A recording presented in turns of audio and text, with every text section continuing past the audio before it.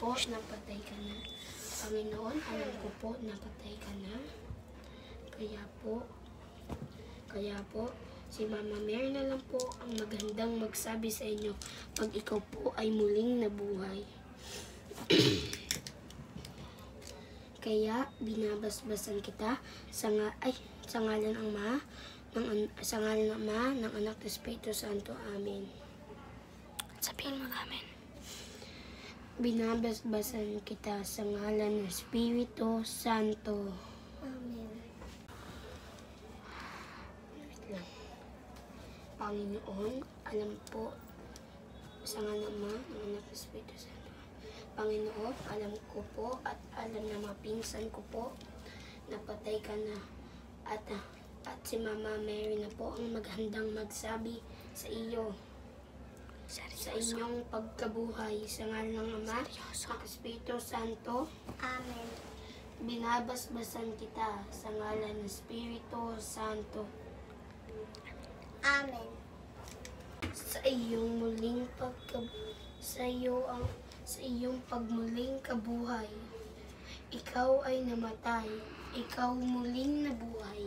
Ikaw na ay si Mama Mary na ang handang magsabi sa iyo sa katapusan ng iyong pagliliwanag.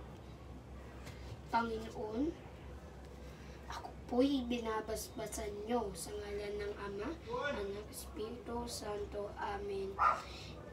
Ikaw ay binabasbasan ko sa ngalan ng Espiritu Santo. Amen. Ito po ay aking sinasabi. Sabay-sabay nating sabihin. Si Kristo'y namatay. Si Kristong namatay. Si Kristo'y muling nabuhay. Si Kristong muling nabuhay. Umakyat sa langit. Naluklok Naluklong sa makapangyarihang Diyos. sa mga kamariyang At Diyos sa inyong mga kapatid. at sa inyong mga kapatid.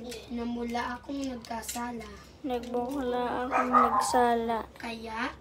Kaya sa Isip at sa salita sa salita at sa inyong mga kapatid at sa iyong mga kapatid.